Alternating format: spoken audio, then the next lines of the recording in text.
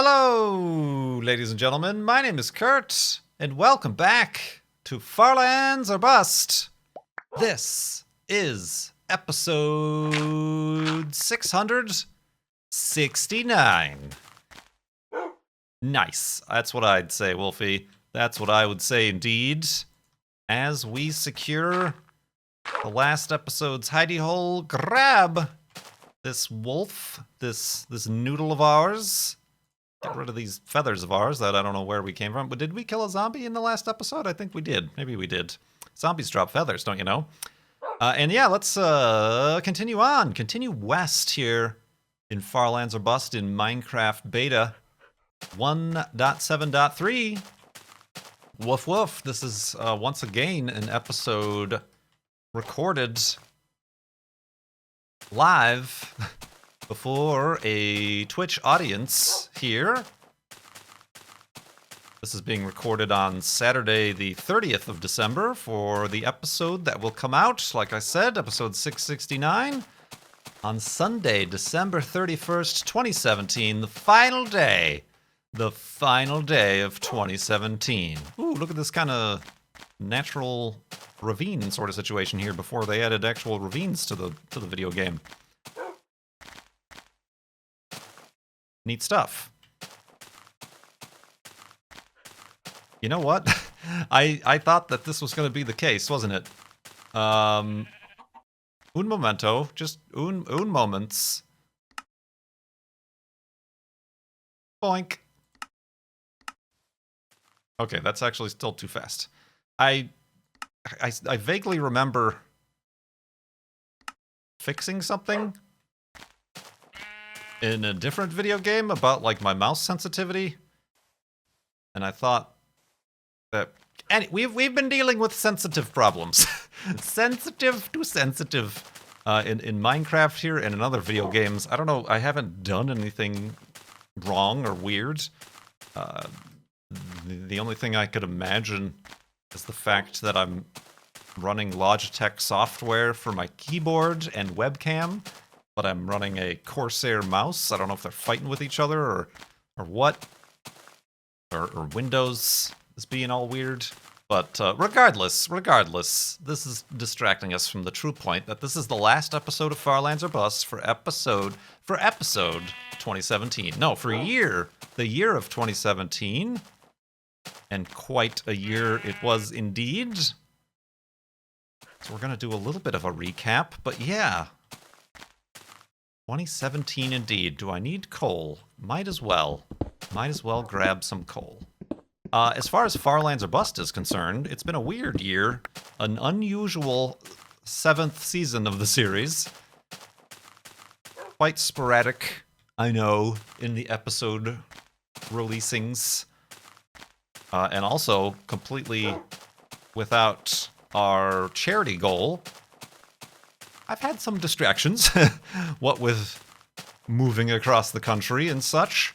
But also we've been focusing a lot more on Twitch streaming because, as we know, 2017 is the year the YouTube died for all intents and purposes. But yeah, there's been a lot of that going on, but I assure you indeed that 2018, maybe not episode 670, maybe episode 671 is where I will introduce the new Farlands or Bust charity and charity goal. And then that'll be like an easy way to count from episode 671. Because it's a nice round number, don't you know? From episode 671 onward, it should be maybe a little bit easier to get to. But I assure you that's still going to be a priority of mine. As well as Farlands or Bust being a priority of mine. I know not much else has been going up on the YouTube channel except Farlands or Bust. And like I said, I think I've said this many times in the distant past, that if all else fails, and the only content left on my YouTube channel is Farlands or Bust, then that's what's going to be my focus. I'm not saying all else is failing. All else is actually working quite well here on the Twitches and various other means of your Kurt J. Mac video game content. I'm very happy with where things have gone here. Patreon threw us a little bit of a curveball here at the end, but we're working around that and things are moving forward. But yeah, Far Lands or bust, indeed, right, Wolfie? Okay, not the sentimental type. So let's continue on.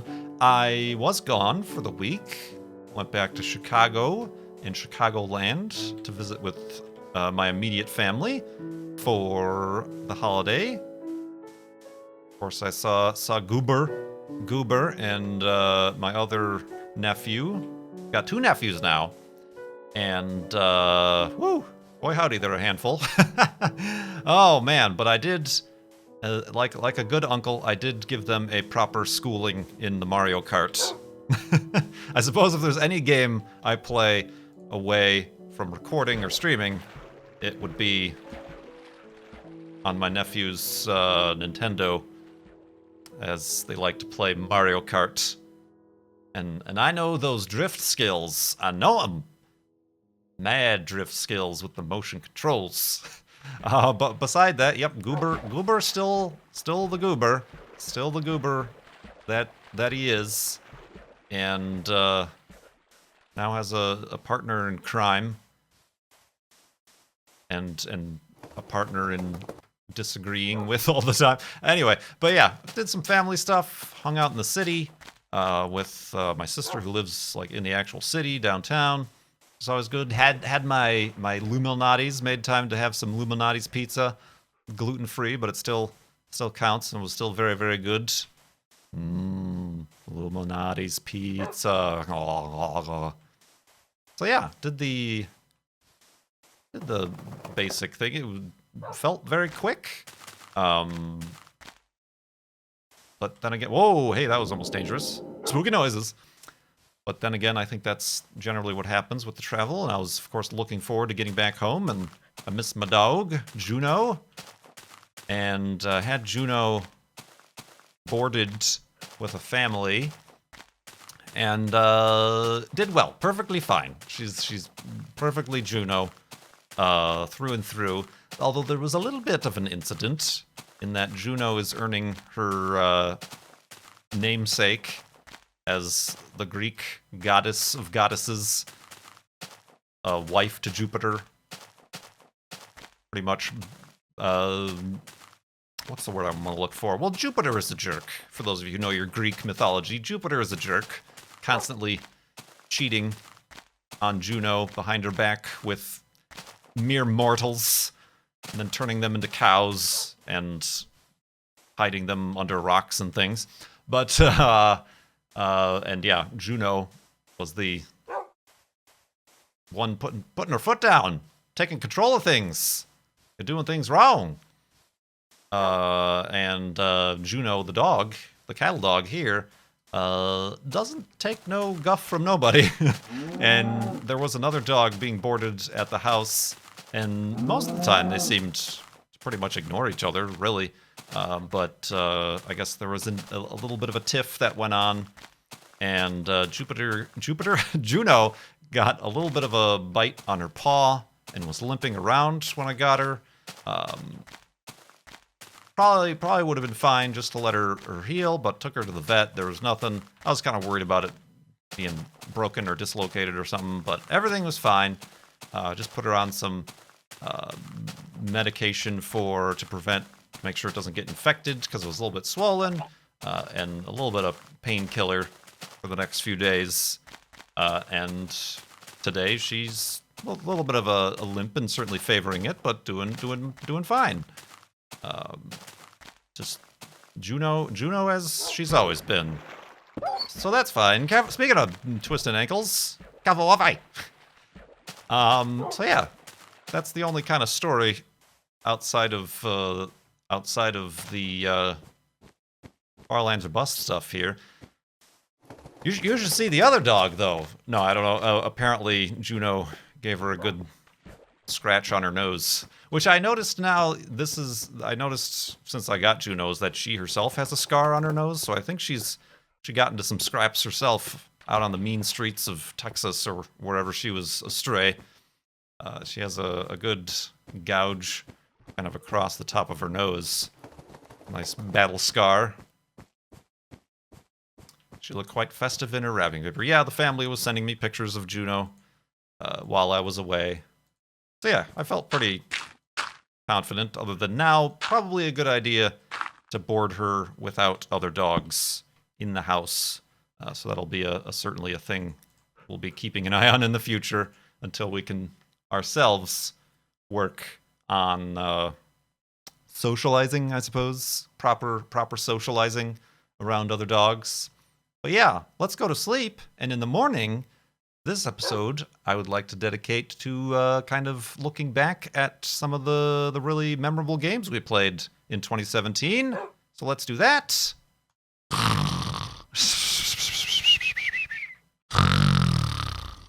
And awakeness. Ooh, and I need a new helmet for 2018, don't I? All right. Bloink. There you go.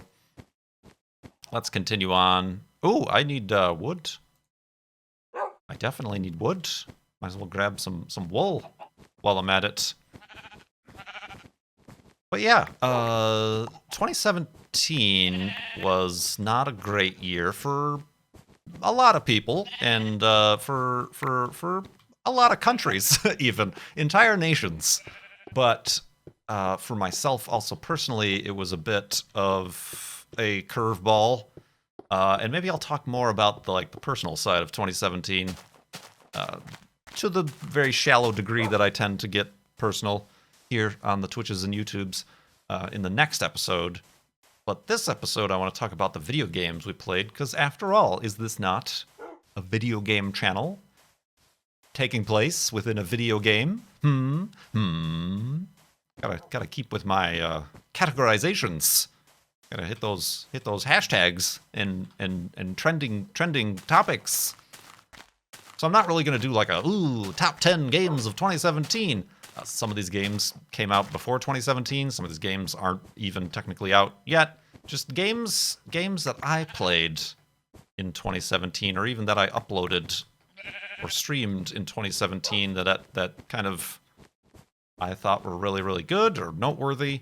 And of course, what would be my top game of 2017 would be Hellblade: Senua's Sacrifice, because obviously I played it 3 times. I rarely play games, story-based games, more than once through, unless it's a Tomb Raider game or something like that, or more recently Driver San Francisco. Certainly not 3 times through within like a span of 2 months.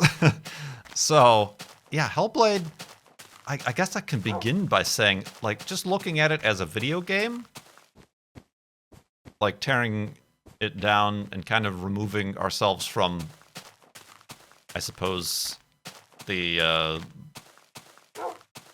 more in-depth aspects of it. As a video game, maybe not completely amazing, right? Maybe not, certainly not innovative in its mechanics, its storytelling or combat. But I think the reason it's important to me personally is it's a type of game I never would have expected myself getting into, right? When I first saw it, it grabbed my attention when I first saw the trailers, but I was like, oh, it's like a hacky slashy. I started to associate it with those super difficult, like Dark Souls type of third-person fighting games, and it didn't. I almost was like, that looks neat, but I'll probably pass on it. It's given me some like Witcher vibes or whatever. But I'm glad I ended up looking at it. Of course, it was also important industry-wise because it's kind of maybe one of the first, if not the first, like what you call AA games, if you want to still stick to the indie AAA / characterization of video games, which may not be entirely useful or accurate. But Hellblade was developed independently of a publisher, so therefore it could be classified an indie game. It was developed by a developer who has worked on many AAA games before, but only as under the wing of a full-fledged developer. So yeah, and the fact that they did it on like a limited budget, they had a lot of funds left over from their previous work that went into it, which a lot of indie developers don't kind of have their disposal of. But just kind of the quality of it, the graphics, certainly the best looking game I've played in a couple years, even. Much better looking than the newer Tomb Raider games, which seem to have a little bit of a cartoony aspect to them, it seems, or even comic book aspect to them. Whereas Hellblade, realistic, sure, and certainly the vast majority of the graphics went into the main character model and facial expressions and the depth of that character. But special effects, the sound design, I'm a big appreciator of sound design, and I don't know that it is perhaps used enough in video games recently. And it was above and beyond what I could have expected with Hellblade. The voices, in the third time I played it, I made my way through the darkness level by actually closing my eyes, just following both the sounds and the rumble. The rumblies in my tumblies. No, the rumble in the controller was able to make my way through the initial part of that maze, which was an interesting experience. But yeah, it just kind of, it took me back how invested I got into the game. And it's even hard for me to explain now. I mean, it certainly ticked all the boxes that I should have known. Okay, it's got some of these walking sim elements to it, you could say. It's a third-person, strong female protagonist. Obviously, I'm a big fan of the Tomb Raider series and stuff of that sort. So there was that involved. Very good soundtrack. Music score, and the story, the whole mental health aspect of it, and the way they did their best to visualize and kind of immerse the player into the psychosis of the main character. I think that's my biggest problem in video games, and I've mentioned this before, is getting myself immersed as the character. I often play video games as video games. The blocks are doing this, or okay, this, crossing over this invisible threshold triggers the next boss, which that was certainly part of what was going on in Hellblade, but the fact that I got immersed in the character, probably a lot thanks to the realism of the character, but also the sound design, it just felt like it was happening in my brain as kind of a whole experience. I think once a game does that's pretty easy to keep me hooked in a video game, which doesn't happen too often. I end up kind of staying on the outside of that bubble and end up seeing, like recent Tomb Raider games, there were so many mechanics, and there were so many little crafting recipes and power-ups and credits to spend on increasing this, that, or the other, that I just got caught up in the numbers and the gaming aspect of it that I never got put into the actual the shoes of the main character. Of course, there's a whole lot of weight and backstory and stuff that I have relating around the Tomb Raider series, but yeah, Hellblade just did all that stuff really well. And even if we did run into a few bugs early on in the early playthroughs, certainly none that were heavily armed, kicking ourselves across the map sort of bugs, or anything like that. So yeah, Hellblade, definitely my favorite, my top game of the year. I still really wish I don't know that they will be spending any more time on it, but I really wish they would release some sort of survival mode where you can just jump into the combat. I'm surprised I got into the combat as much as I do. I hate fighting games, like the versus fighting games, your Street Fighters and Mortal Kombat style, those type of games where combos go into each other. So that's why I was a little bit cautious about this, but it's simple, but also complicated enough that achieving certain things feels like an accomplishment. And if you're having an angry day, I just wish I could load in a level of combat in Hellblade and just beat the crap out of some bad Vikings. That would be pretty cool. It's just like a nice little stress relief, even. It's like, argh. So yeah, Hellblade. I'm sure there's stuff I'm forgetting even to mention about Hellblade. I ended up doing even a which is above and beyond I've done for any video game, but kind of a cosplay for Halloween of Hellblade, which was fun and enjoyable. And I don't know. There's a lot more I could say about it, but that was my top game of 2017. And I think I said on like my final, my third playthrough, I was talking about, or maybe the second playthrough. Like, geez, look at like the original Tomb Raider. In 20 years, we went from that to this. Just looking at the character model, it's like it's a whole new world of video game realism. Indeed. So yeah, let's talk about all the other games we played. This might have to turn into a 4 Minecraft Day episode, because I talked a lot about Hellblade, didn't I there, Wolfie? So let's do that in the morning.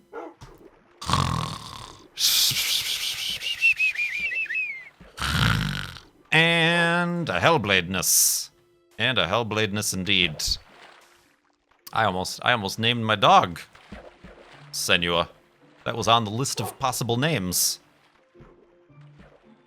Which I would have never done, like, off of, like, a video game or any sort of pop culture thing. Senua. I suppose that there were a few dogs I was looking at that I saw that had that kind of face mask over the eyes look. That was a lot more prominent that I feel like that would have fit for, but Juno fits Juno. I'm happy with that name. So another game that I thought would be right up there with the top games that I didn't think would be when I first purchased it or first started playing it. Everything. Everything. This is made by, what's his name? Something O'Reilly. I forgot his first name. Same guy who made Mountain, which is, if you remember, is that little, ooh, look at this place. Gotta go into that tunnel. It was almost just a little desktop toy, even, that you just could sit around and look at your mountain as stuff happened to your mountain. It was really brought up in the argument of this isn't a game sort of thing. So I was almost expecting that same depth. Okay, maybe we're not going to go through this tunnel. just saying. Just saying. Maybe I'm not going to. I'm very brave. So yeah, when I started playing everything, even just, like, actually starting to play everything, and, like, what did we start out as? A wolf or a cow or something? And the way the animals moved, they didn't walk, but they rolled forward, head over heels, around everywhere. I'm like, okay, this is silly and goofy, and we're gonna play this for, like, 30 minutes, and it's gonna be like, oh, that was interesting, but we're done.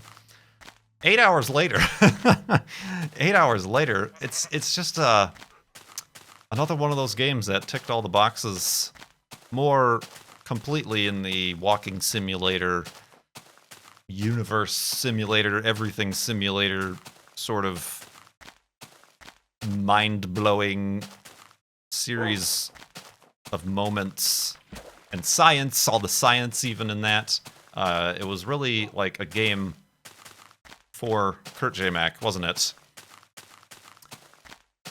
And yeah, it was one of those games that I didn't expect, but as we slowly started to unravel the layers, it just got deeper and deeper and larger and larger and smaller and smaller, and was just by the end of it, I'm like, that was an experience that actually, it's almost sad we cannot have again with such, with you know, the without knowing what's going to happen with the experience of the first time playthrough. And I can just like think of the different moments, like, you know, oh, we're the wolf, and then we start getting bigger and bigger, and then we're like, oh, can we actually like be a, you know, look at a planet or whatever? And then boing, you're outside and you're a planet and a galaxy and stuff, and then you get smaller and smaller and smaller, and you can be, you know, little amoebas, and I'm like, are there tardigrades here? And sure enough, you're the tardigrade, and then even smaller, and then like the one moment that like, there are many moments, but one of the moments that really like was like, whoa, was when we first, spoiler alert, I guess, if you haven't played the game, but when we first folded through into another dimension, when we got, I think we did it, can't remember. Oh, we kept getting bigger. That's right, I remember. We kept getting bigger and bigger, and then we were stars and clusters and galaxies, and I'm just like, well, how much bigger can we get? Could we be a universe? And then we folded through. We didn't realize we folded through into the geometry level, I suppose you can call it. The, where I'm like, oh, are these like different universes? Are these different dimensions and stuff? And then it turned out that we'd actually folded through to the smaller dimension, because then we popped out as a molecule, you know, as like an electron, and then a molecule, and then we were like under ice on a like alien planet, and that was like, whoa, that was like a complete folding of our minds that happened right there. So that was an amazing moment. But also just the fact that we played that game. How long did we play that game? Like 5 hours or so the first time through? There were a few people who complained about the length that I just uploaded it as a full experience on YouTube. But I feel like that was necessary to upload it as a full 5-hour video on YouTube, because if you say only watch that first 30 minutes, you would have thought what I originally thought, in that, oh, this is a dopey little game where you can turn into everything on the map, and you roll around as a cow or a monkey or a rock or a flower or whatever, and that's it. But the whole experience preserves those unravelings of the layers that we experienced in real time. But the fact that we played for 5 hours, and then we let the game play itself for a while, and ended up in the kind of the upside down realm, where there were cones and buses and chairs, and there was the video game everything within everything, and then we played everything within everything, and we had to sort of make our way out of there, because that was like, we were starting to get egged on and on. It's like, oh, you're stuck in here, you gotta get out, you can't get out, it's impossible to get out of this dimension. And once we finally, after 5 hours, when we finally escaped the crazy backwards, where there's no sense or order to the universe, when we finally escaped back to our original spawn point, is when we got the title screen of the game. And that was the best. That was like an amazing gaming moment right there. We've ventured to different universes as quarks and electrons and galaxies and spacecraft and alien planets. And then 5 hours later, you can start playing the game now. Welcome to everything. That was amazing. Oh, that was fantastic. I suppose like my one kind of like about it, although I understand its purpose there, were the what's his name? We had the voiceover moments from the philosophical lectures that were very existentially based. You know, everything's connected, everything thinks it's the center of the universe, it's a person. I understand why they were there, because that was the general theme of the entire game.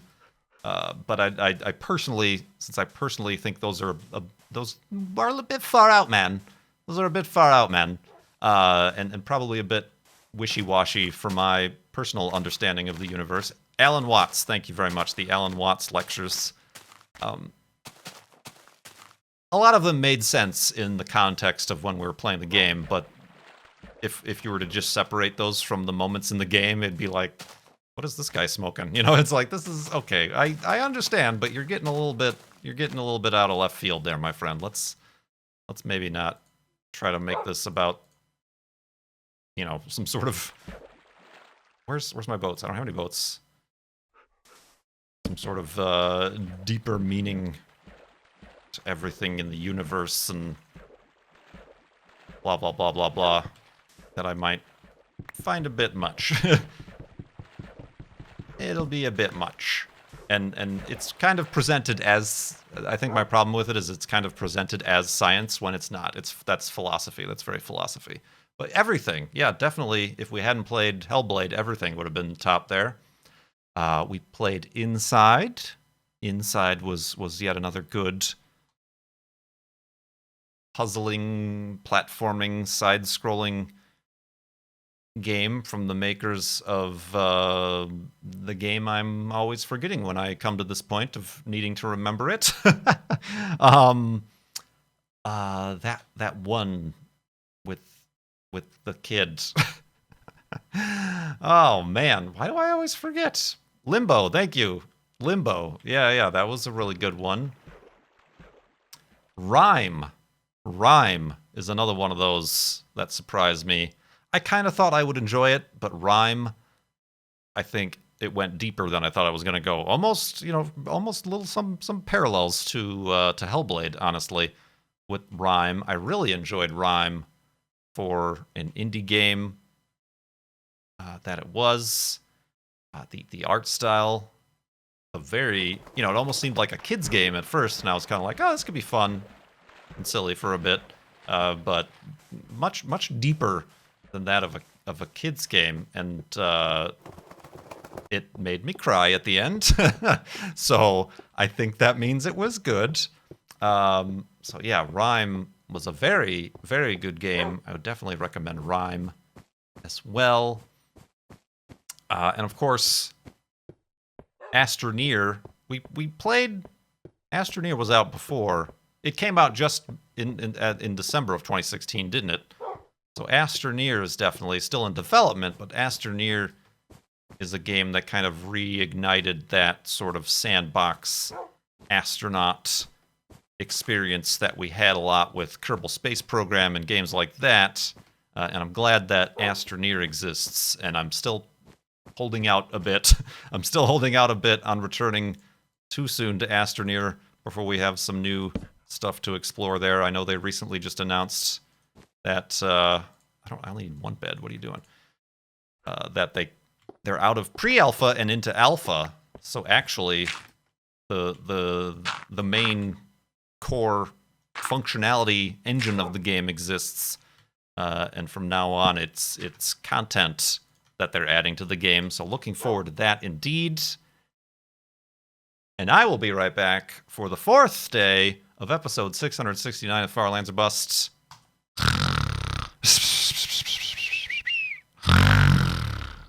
And awakeness.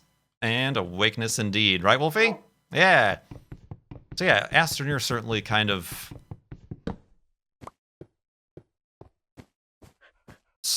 reignited that fire of doing stupid, crazy sandbox stuff in a game that lets you do stupid, crazy sandbox stuff, like, let's dig to the center of the planet. Let's dig through the moon and try to jump through the tunnel to see what happens when we pass by the core. And just goofy, crazy stuff like that. Another game of moments. I don't know if it's my own personality has changed, but a lot of these sandbox games or build it yourself games or deconstruct it yourself games, it takes so much work to get to the point, like Space Engineers, or there's like 3 other games that are all space sandbox games that people have asked if I'm going to play. Even to the point of like your Factorios and those sort of things. They just take so much grinding to get to the point of, hey, let's see what happens if we dig through the planet. that I'm glad that Astroneer isn't. There's obviously getting through and tooled up and powered up to be comfortable with doing those sort of things, but it wasn't annoying. It wasn't like we had to wait. We could theoretically have started digging to the center of the planet right from the first day, but it obviously helps to have a bunch of resources and solar panels and power and things at your disposal that make that a little bit quicker. So, yeah, you guys know that I'm not a fan of the complicated sandbox games where it just... And even Astroneer is kind of adding a little bit more progression to it, because the first time we played through it might have been too easy. We researched all the things pretty quickly, which was fun. So yeah, I'm glad they're also adding a little bit more depth to that system as well. But yeah, Astroneer is certainly one we're keeping an eye on. And yet another surprise of the year of 2017, PlayerUnknown's Battlegrounds. There's not much I can say about it that hasn't been said already. I bought it, played it for a bit. I uninstalled it because it made me angry and sad. But then I reinstalled it and started playing it the way Kurt J. Mac should play it, in that, not the right way, but my way. He did it my way and whatnot and stuff. Oh, musical numbers. So yeah, Battlegrounds. Battlegrounds, the pacifist runs, the oopsie strats, Repo Man mode. Good stuff. Good stuff indeed. And yeah, that's another one I'm looking forward to continuing playing. Perhaps not with the same ferocity that we have in the past, but that's one that's like, we can go back to this and we can keep playing this. And I know it, in of itself, is on a lot of top 10 lists for the year. But yeah, Battlegrounds was a good time. Yeah, once I was able to get over the anxiety. I don't like competitive games. I don't like versus games. I don't like massively online multiplayer games.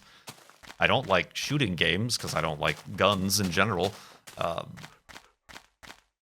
But this was a nice... I feel like it's found, for me, a nice balance of how can we make this fun in our own way when we make it not about being MLG Pro strats, 360 no-scope headshot. Let's learn all about these different guns that are dumb and stupid that we don't care about. Let's just hop in a car and see how far we can jump it. Indeed. And yeah, Cone just said in the chat here that PUBG is responsible for kind of bringing some communities together. Certainly, I found out about it through Justin, who I knew from CoStar. And then ended up playing a little bit with Justin, playing a little bit with Co. And I think from that, Jamie, our friend Calamity Jamie, and her friend Kate started playing it. And now Kate's a big PUBG streamer on Twitch and stuff. And yeah, it did indeed have a viral outbreak, I suppose, if I want to use a gross term, of bringing together a bunch of communities that were previously all separate, or for myself and friends and things. But yeah, PUBG. PUBG. And that's also another game of like moments that are memorable moments. Maybe not the entire experience. As opposed to, say, Hellblade, I feel like the entire experience as a whole is what mattered with Hellblade. PUBG is definitely a game of moments. And obviously, certainly the way I play the game as a broadcaster, more so than just somebody who plays the game for fun or whatever on their own. Let's see here. I also have a small list of notables, just honorable mentions of games we played. Wild Eternal. It was a good game and a fun game to stream. And it had that potential of rhyme, that sort of rhyme storyline, emotional backstory, Had those walking simulator elements. But it fell short. It fell very short, specifically at the end when it didn't end. Because they were still working on it, but maybe they abandoned it. They're not sure. They're going to see how it goes. So that was sad. That was sad for us. But I enjoyed the time we had with it right up until the end. I don't regret playing it, even though it left a little bit of a sour note. But, yeah, certainly Wild Eternal. What else? Ravenfield is a game we're looking forward to the continued development of. Kind of another one like Astroneer I'm staying away from until they add a significant amount of stuff that we can have a new experience with. Ravenfield is kind of the single-player PUBG that you can enjoy whenever you'd like. Submerged. Better than Wild Eternal, because it was a complete experience. Not as good as Rime or Hellblade, but Submerged, very, again, similar elements. A little bit too much collect the charms on the map sort of gameplay for me. But that's a good way to spend a couple streams playing that.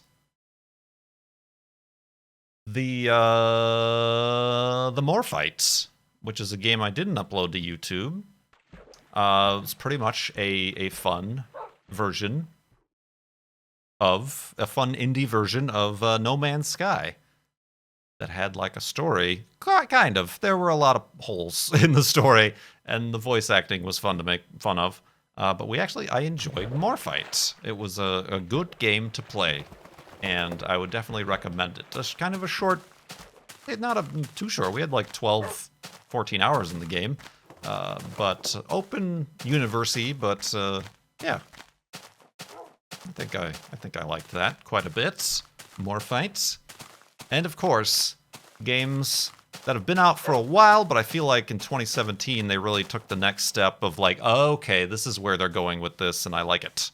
Beamng Drive, of course, became less of a weird like developer tool that you could just play around with. It almost felt like I am a video game creator and I'm going to use this tool to do something. And now it actually has like a user interface. Not a great one, but an actual user interface. And a lot easier to implement player user-made mods and maps and cars and things and scenarios. Has a campaign mode. So much so that our friend Vintage Beef over on his channel has started playing it, or has played it. Let's be cautious there. I'm a little bit worried that he might think there's more game, quote unquote, game there than actually is. So perhaps we'll need to guide him in the ways of the Busto towards the Sunship's place.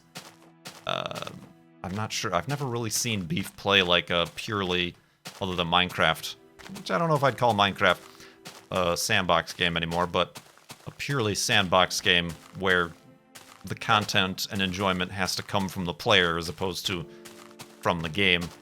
But yeah, Beamng Drive, and surprisingly, with their dedicated team of developer, Wreckfest, previously known as Next Car Game. Wreckfest, you're right under the wire. This last update actually turned it into the makings of a game. A good amount of content that was added, cars, a career mode that I actually started playing through, and I'm like, this is like a legitimate career mode. I didn't have time to join Cone in the crew with Wreckfest, but it seems like the multiplayer experience is a bit more reliable. Not completely reliable, but a bit more reliable and an enjoyable experience. So yeah, Wreckfest I'm very much looking forward to. Wolfie, come on down here. We ran out of time. Somebody wanted me to talk about the other game we played on YouTube, Formula 1 2016. Maybe I'll save that for a later date. We had fun playing that, but not because of the game. Maybe not because of the game. But yeah, Formula 1 is another game we played, right, Wolfie? Right, Wolfie? Will we see you in 2018? Woof! Woof indeed. Got to put a light on for you. There you go. Indeed. But, really quickly, games I'm looking forward to playing in 2018. Mostly indie games. There's a game called Inner Space. Inner Space. That is... when I first learned of them, like, 2 PAX Souths ago? 3 PAX Souths ago. I think that was when we had the booth. No, that was 2 then. No, 3. Yeah, well, we had the Mindcrack booth. I walked over. Inner Space is kind of being billed as, like, a walking simulator, but flight.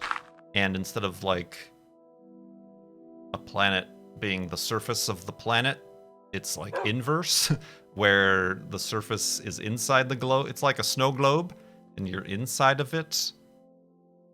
But hard to explain, but I'm looking forward to that, and I've been in touch with the developer and their PR department and stuff, and keeping track of when they're going to come out with the playable beta or alpha or whatever of that we can take a look at. Inner Space. There is going to be a new Ace Combat game.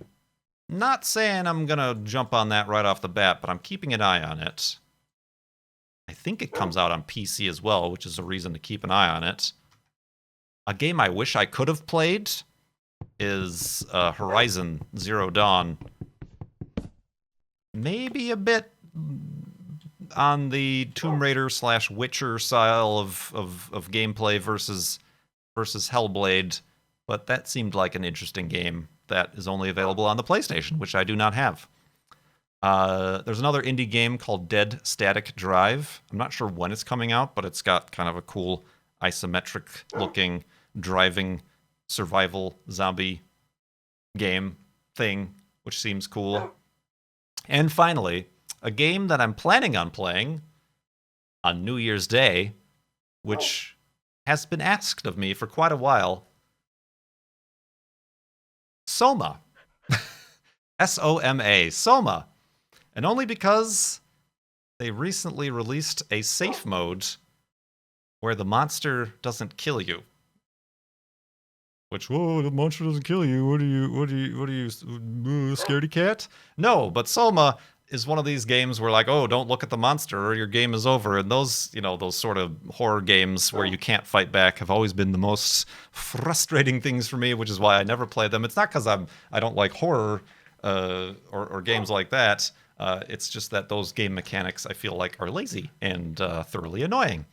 So now that they've introduced the safe mode, my New Year's Day stream, announcing it now, slap, slap, Soma.